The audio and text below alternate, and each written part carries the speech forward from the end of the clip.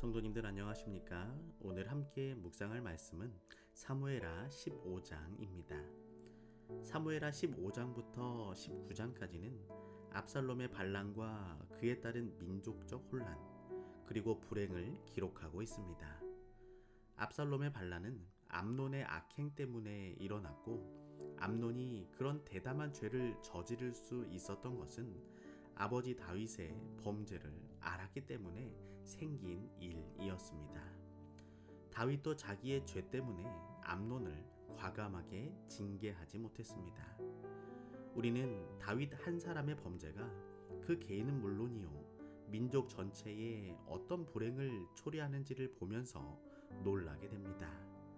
사무엘하 15장은 압살롬의 반역과 다윗의 도피를 다루고 있습니다. 압살롬의 반란이 일어나자 다윗은 즉시 예루살렘을 떠나 피난길에 오르게 됩니다. 부자 간의 전쟁을 피하고 싶어서이기도 했지만 그만큼 민심 이반이 심하였다는 증거이기도 합니다. 하나님의 언약궤가 그를 따르자 다윗은 언약궤를 성 안으로 다시 돌려보내고 모든 것을 하나님께 맡기게 됩니다.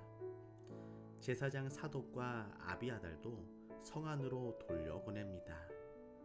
다윗의 친구 후세가 그를 맞으러 나오자 다윗은 그에게 아히도벨의 모략을 깨트려 줄 것을 부탁하고 성 안으로 들여보냅니다. 사무엘하 15장 1절입니다. 이후에 압살롬이 자기를 위하여 병거와 말들을 준비하고 전배 50명을 세우니라. 사무엘하 15장은 압살롬이 본격적으로 반역을 준비하는 과정을 기록한 장입니다. 압살롬이 비밀리에 준비한 병거와 말의 숫자는 기록되지 않았지만 다윗의 군사들을 공격할 수 있을 만큼 준비했을 것입니다. 호위병 50명을 세웠다는 것은 압살롬이 왕과 같은 호의를 받으면서 그의 위용을 과시했다는 것을 보여주고 있습니다. 그리고 이러한 조치로 인해 압살롬은 왕위를 계승하려는 자신의 주장을 펴는 것처럼 보였을 것입니다. 이것은 압살롬 자신이 차기 왕이 되려 한다고 선포하는 것이나 다름없었습니다. 우리 인간들은 어리석게도 자신의 위신을 높이거나 과시하는 경우가 많이 있습니다. 하나님께서 왕을 세우시는 방법은 화려함이나 군대의 숫자가 아니라 그 마음의 중심을 보시는 것이었습니다. 베드로전서 5장 6절에는 그러므로 하나님의 능하신 손 아래서 겸손하라. 때가 되면 너희를 높이시리라고 기록하고 있습니다. 오늘 우리의 마음을 보시는 하나님 앞에 겸손함으로 살아가게 되기를 소망합니다. 사무엘하 15장 2절에서 6절입니다. 압살롬이 일찍이 일어나 성문길 곁에 서서 어떤 사람이든지 송사가 있어 왕에게 재판을 청하러 올 때에 그 사람을 불러서 이르되 너는 어느 성 사람이냐?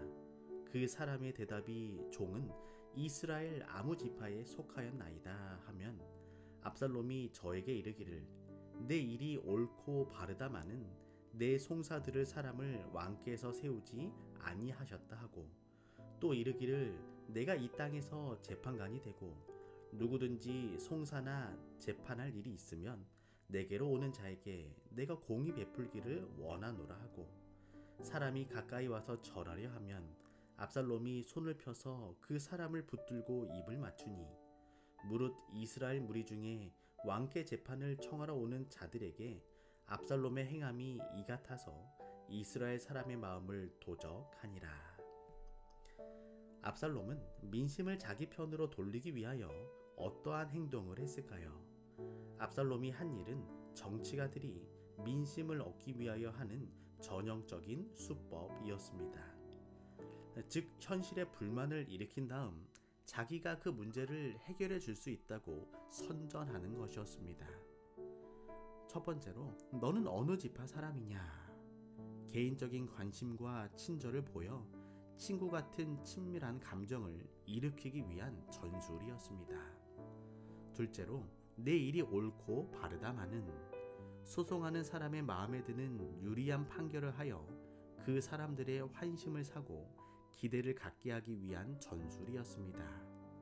셋째로 내 송사를 들을 사람을 왕께서 세우지 아니하셨다.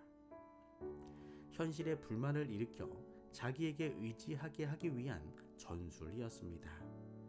다윗이 공의를 행사하지 못하고 자기 의무를 이행하지 못하고 있다는 비난이 들어 있었습니다.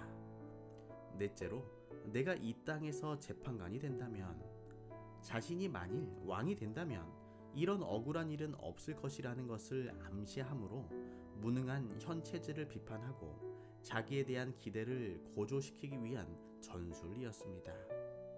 다섯 번째로 그에게 입을 맞추니, 친절함과 친서민적인 행동으로 사람들의 환심을 사려는 행동입니다. 선거 때마다 정치가들이 비슷한 행동을 하는 것을 볼 수 있습니다. 압살롬이 사용한 방법들은 부정직하고 부당한 것이었습니다. 압살롬은 백성들이 왕에게 대적하여 의심과 불평과 원한을 품도록 하여 고의적으로 백성을 기만했습니다. 어디서나 사람들은 압살롬을 찬양하고 왕을 비난했습니다. 백성들은 다윗이 왕자를 포기하고 압살롬이 그 자리를 대신하기를 바라고 있었습니다. 백성들은 압살롬의 음모를 깨닫지 못했습니다. 사단의 음모는 이와 비슷한 것 같습니다.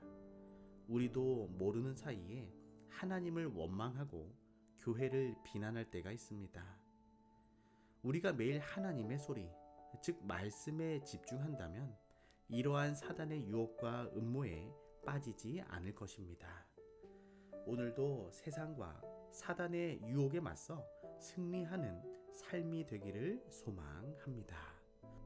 사무엘하 15장 19절에서 20절입니다. 그때에 왕이 가드 사람 이때에게 이르되, 어찌하여 너도 우리와 함께 가느냐? 너는 쫓겨난 나그네니 돌아가서 왕과 함께 내 곳에 있으라. 너는 어제 왔고 나는 정처 없이 가니 오늘날 어찌 너로 우리와 함께 유리하게 하리요? 너도 돌아가고 내 동포들도 데려가라. 은혜와 진리가 너와 함께 있기를 원하노라. 어찌하여 너도 우리와 함께 가느냐는 다윗의 말은 블레셋 지역에서 온 이방 사람들을 깊이 배려하는 말이었습니다. 한 사람의 군사도 아쉬운 때 다윗은 이방인으로 이루어진 군사들의 안위를 걱정하고 있었습니다. 이것이 바로 다윗의 매력입니다. 이것은 또한 그들의 충성심을 시험하는 것이기도 했습니다. 지금 다윗에게는 온전히 의존할 수 있는 사람들과 함께하는 것이 필수적이었습니다. 지금 형편은 무엇으로 생각해도 다윗에게 불리했습니다. 하지만 사나 죽으나 종도 그곳에 있겠다는 이때의 고백은 우리의 가슴을 뭉클하게 합니다. 오늘 이러한 고백이 하나님을 향한 우리의 고백이 되기를 소망합니다. 내가 어디에 있든지, 내가 어떠한 환경에 거하든지 하나님과 함께 하겠다는 믿음의 고백을 통해 우리 하나님과 깊이 동행하는 하루가 되시길 소망합니다.